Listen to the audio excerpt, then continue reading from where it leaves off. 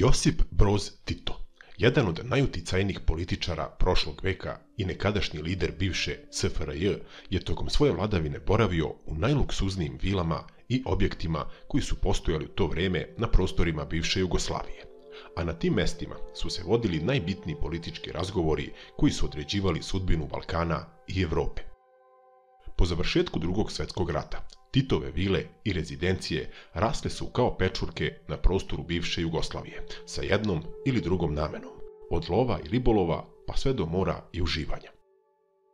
Tito je svojevremeno imao na raspolaganju na desetine takvih luksuznih raskošnih vila, a mi ćemo vam u ovom dokumentarcu prikazati neke od njih, kao na primjer vilu na Marjanu, vilu na Brijunima, vilu na Dedinju i ostale. Lajkujte video za početak i krećemo. Vila na Marjanu. Lokacija Split, Hrvatska.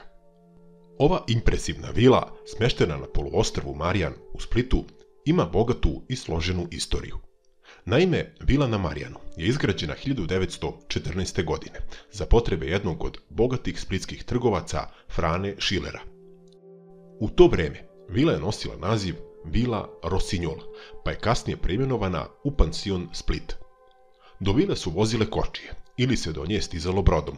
U istočnom krilu vile od 1927. do 1930. bio je privremeno smešten Okeanografski institut, a početkom 30. godina vila je obnovljena za boravak kraljice Marije Karađorđević i sinova. 1947. godine kompleks vile, pratećih zgrada i zemljišta koji se pružaju na čak 18 hektara zemlje konfiskovan je kao jedna od Titovih vila, te od tada pa sve do raspada Jugoslavije bio pod stalnim nadzorom vojske. Vila je izgrađena u neorenesansnom stilu s elementima mediteranske arhitekture koji su prilagođeni klimatskim uslovima Dalmacije.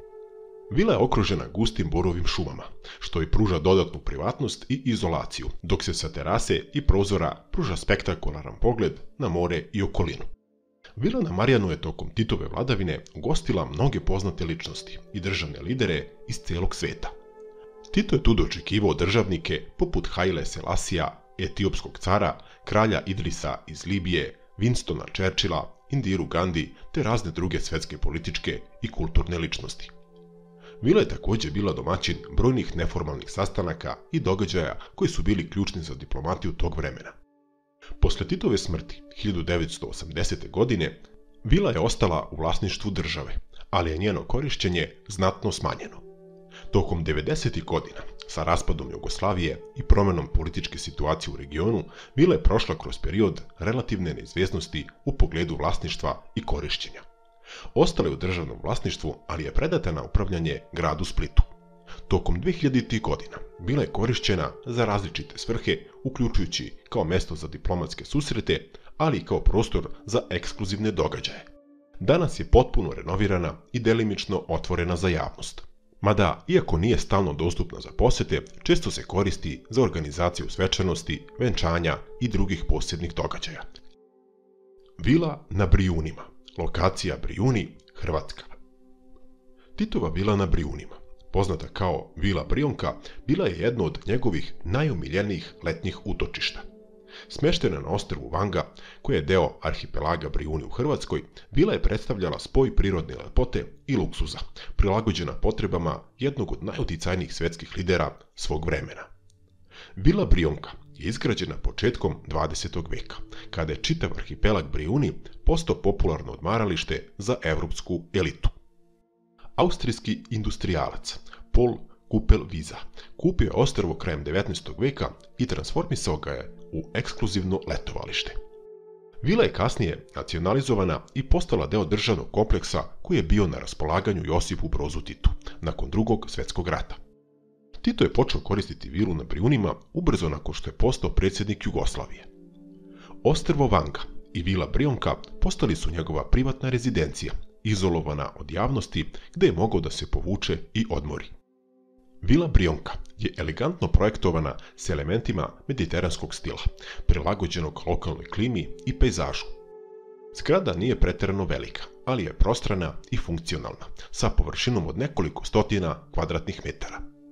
Vila ima jednostavan, ali luksuzan dizajn, s velikim prozorima koji pružaju pogled na more i okružujuću prirodu. Vila je okružena bujnim zelenilom, što joj daje osjećaj privatnosti i mira. Tito je bio poznat po tome da je cenio udobnost, ali nije bio sklon preteranom luksusu. Namještaj u vili bio je moderan i praktičan, s ukusno odabranim detaljima koji su odražavali duh tog vremena. Velike prostorije, uključujući dnevni boravak, trpezariju i nekoliko spavaćih soba, bile su ispunjene svetlom i pružile su ugodan prostor za odmor i rad. Vila je često služila i kao mesto na kome se Tito sastajao sa najpoznatijim ljudima iz svetskog jet-seta tog doba, a najčešće je dolazila poznata italijanska filmska glumica Sofia Loren. Nakon smrti Josipa Broza Tita, 80. godina, Vila Brionka kao i ceo kompleks Brijuna ostali su u vlasništvu države. Ova vila nije stalno otvorena za javnost, ali povremeno može biti iznajmljena za specijalne događaje. Vila Bled, lokacija Bledsko jezero, Slovenija. Sljedeća raskošna i prelepa vila koju je Tito svojevremeno imao na raspolaganju bila je Vila Bled. Ova vila se nalazi na samoj obali Bledskog jezera u Sloveniji. Okružena prelepim alpskim pejzažima, jedna je od lepših vila u Sloveniji. Nastanak ove vile je jako interesantan. Naime, austrijski aristokrata vojvoda Windischgratz je između 1883. i 1885. sagradio veliku dvoetažnu vilu na mestu gde danas stoji Vila Bled. Vila je bila vlasništvo porodice Windischgratz do 1922. godine, nakon čega ju je kupio Aleksandar Karađorđević, mladi, tek oženjeni kralj nove kraljevine Srba, Hrvata i Slovenaca. Njegova supruga, kraljica Marija i njihovo troje dece su često ovde boravili. Najmlađi princ Andrej rođen je u vili. Vila je preimenovana u Letnikovac Suvobor u spomene na važnu pobedu srpske vojske nad Austro-Ugarskim carstvom. Jugoslovenska kraljevska porodica planirala je izgradnju nove vile koja bi trebalo da bude sagrađena u blizini dvorca Suvobor. Međutim, u vreme smrti kralja Aleksandra 1934. godine izgrađeni su samo 30-metarski stubovi iznad jezera, na kojima danas stoji paviljon Belvedere. Stara zgrada, Suvoborski dvor, srušena je pred kraj 1939. i na njeno mesto je započeta izgradnja nove vile. Međutim, radovi su prekinuti zbog Drugog svjetskog rata. Izgradnju nedovršene zgrade posle Drugog svjetskog rata preuzeo je arhitekta Vinko Glanc. Prvobitni planovi su malo prilagođeni, a interesantno je i to da su je gradili nemački zarobljenici, i to čak njih 350, koji su radili po 12 i više sati dnevno. Vila je završena 1947. godine i služila je kao letnja rezidencija predsjednika Tita tokom mnogih godina, u kojoj je dočekao mnoge eminentne dostojanstvenike, uključujući lidera Sovjetskog saveza Nikitu Hruščova, kralja Jordana, Huseina, indijskog premijera Nehrua, njegovu ćerku i indijsku premijerku Indiru Gandhi. Izgrađena je u monumentalno neoklasičnom stilu, karakterističnom za posleratne rezidencije u Jugoslaviji. Vilu karakterišu velike terase s pogledom na Bledsko jezero, visoki prozori i prostrane prostorije s visokim plafonima. Interijer je bio luksuzno uređen, sa mnogo pažnje posvećene detaljima, uključujući mramorne podove, bogate tapeserije, skupocene ćilime, ukrasne tanjire i namještaj rađen po meri. Glavna zgrada obuhvata nekoliko stotina, čak i hiljada kvadratnih metara, uključujući prostorije za smeštaj gostiju, radne sobe, salone za prijeme i Titov privatni apartman. Okružena je uređenim parkovima i vrtovima, s pogledom na Bledsko jezero i ostrvce sa crkvom, što joj daje poseban šarm. Nakon Titove smrti, Vila Bled je prešla u vlasništvo države Slovenije. Danas je deo kompleksa hotela i u njoj možete prenoćiti za oko 300 evra, plus 60 evra doplate, ako želite pogled na jezero. Detalje također možete pogledati i na Bookingu. Vila Izvor, lokacija Plitvice, Hrvatska. Titova vila Izvor nalazi se u blizini reke Plitvice, u nacionalnom parku Plitvička jezera u Hrvatskoj. Ova vila, poznata je kao Vila Izvor ili Batin Bunar, jedno je od najekskluzivnijih i najizoliranijih Titovih odmarališta. Njena izgradnja započeta je 1948. godine, a dovršena je 1953. Vila je izgrađena na strateškom mestu, skrivena u šumi, daleko od glavnih puteva, kako bi pružila maksimalnu privatnost i sigurnost. Vila Izvor je bila jedna od najraskošnijih Titovih rezidencija. Prostire se na površini od oko 8000 kvadratnih metara, uključujući glavnu zgradu, pomoćne objekte, staze, parkove i druge sadržaje. Glavna zgrada ima više od 70 soba, uključujući luksuzne apartmane, dvorane za sastanke, trpezarije i zabavne prostorije. Postoji mreža tunela ispod same vile koji su bili pripremljeni kao sklonište u slučaju nužde ili pretnje. Vila je bila izuzetno zaštićena, sa specijalnim sigurnosnim sistemima i osobljem koje je bilo obučeno da odgovori na sve potencijalne pretnje. I za kraj ostavljamo najpoznatiju možda i vilu na Dedinju. Lokacija Beograd. Još jedna u nizu raskošnih vila koje je Josip Broz Tito imao na raspolaganju bila je čuvena Vila Mir, smeštena u rezidencijalnom delu prestonice na Dedinju, na imanju od 7 hektara u Užičkoj ulici. Vila je deo državnog kompleksa u čijem se sastavu nalaze još 2 objekta, lovačka kuća i bilijarnica.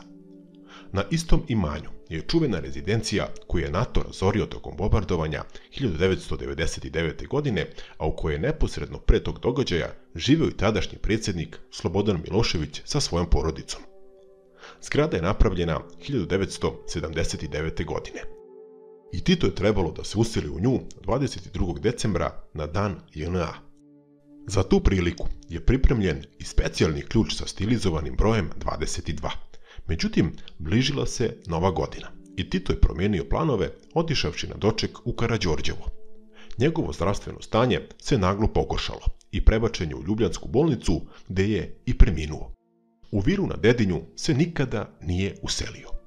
Ona je 1984. godine otvorena kao spomen zbirka, deo memorialnog kompleksa Josip Broz Tito. U vreme dok je za javnost bila otvorena kao muzej, u vili su bili izloženi Titovi lični predmeti i odlikovanja.